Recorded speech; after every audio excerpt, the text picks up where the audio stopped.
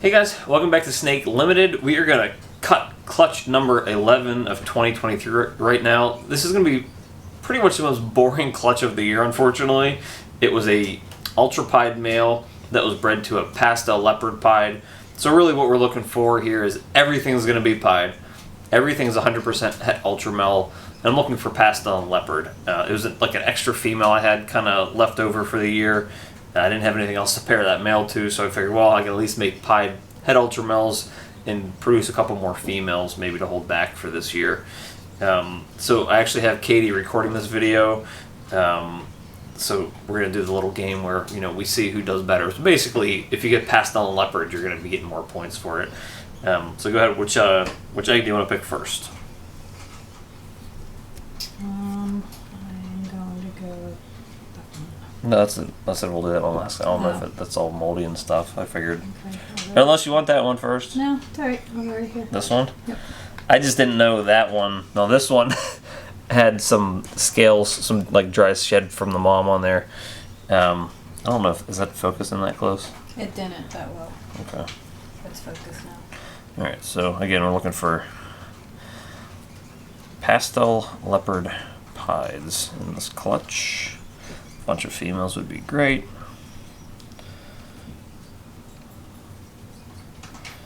Let's see what we got. Hopefully there's no surprises in here like in the last couple clutches. Oh, it's a pied, so that's good. See, it's maybe a leopard. I don't know. It's kind of just a nice looking pied maybe. I don't know if there's any really genes in there. It doesn't look like a pastel. It's a big, healthy looking snake though, so that's good. I usually cut the eggs between 52 and 54 days. This one's actually at 54 days, and these actually started dimpling less than the other ones.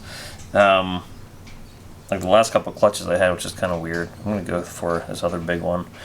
So I don't know if there's a right or wrong answer, as long as you're after 52 days, assuming you're incubating around, 89 or so. But, I've cut all my clutches around that time this year, and I haven't had any issues with any of the babies coming out with any problems. So if it ain't broke, don't fix it. Alrighty. It's a pretty looking snake there. I have to say that's probably a leopard, I would think, just by some of the darker pattern in there that are coming on the saddles. Also, it's het ultramel, so there's probably a little bit of influence from the het ultramel in there as well. That's a pretty snake. This one's actually huge. Little roundy. It's like a weird shaped egg. It's not oblong like they normally are. It almost kind of looks like a turtle egg, like a sea turtle egg. Very boring clutch, unfortunately. But this is probably my last boring one of the year. I have a bunch of more clown pied stuff coming up over the next few cuttings, and then next month we're getting some really cool stuff. Hypopied, possible black xanthic. And it's probably just a regular pied. Looks like there's a lot of veins on top. But yeah, looks like a normal.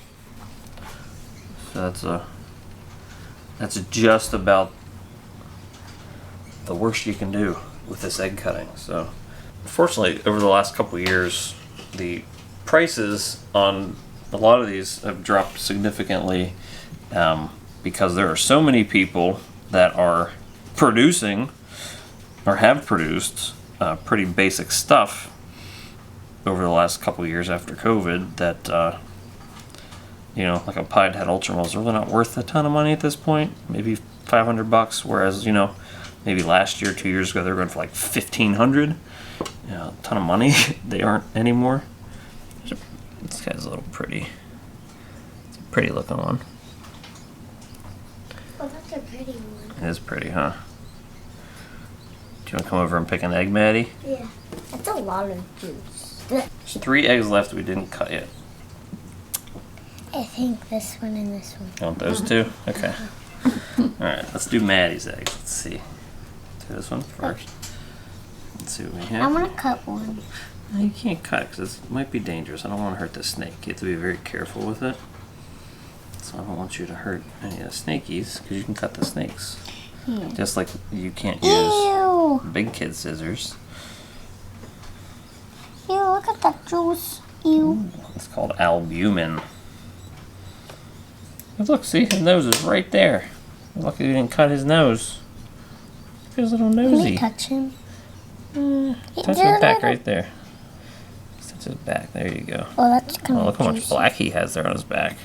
Look how juicy Okay. is his. Look how cool that is. How juicy is that? Super black saddles, huh? Ugh. It's cool. It's probably a leopard. What is this? So you want this one. I'm gonna cut that one last. That's the other one you wanted, okay? So we'll cut that one last. That one's like a big snake. It is a big snake and it has lots of mold on it, so we'll save that one for last from cutting it. We cut that blue spot. Hi. Let's see. Ew. Okay. There's blood on the I scissor. know. That's the veins inside. It's a pretty snake. What? Can't really see a whole lot. Look at that blood Yeah, in there's a the... little blood coming out, huh? There's a vein. Must have cut one of the veins when I cut the egg. It's a pretty snake. Looks kind of normal. I want to touch the vein. Normal-ish. Oh, we don't touch the veins, hon. We gotta keep these clean. So I really don't like touching the insides of the eggs too much after you cut them because it can introduce bacteria into the eggs. And I don't know how much, if at all, it affects them, especially at this point in the process of growth. But I usually kind of steer away from really touching anything on the inside if I don't have to. Just a extra layer of precaution. The last one's a very, very super moldy egg.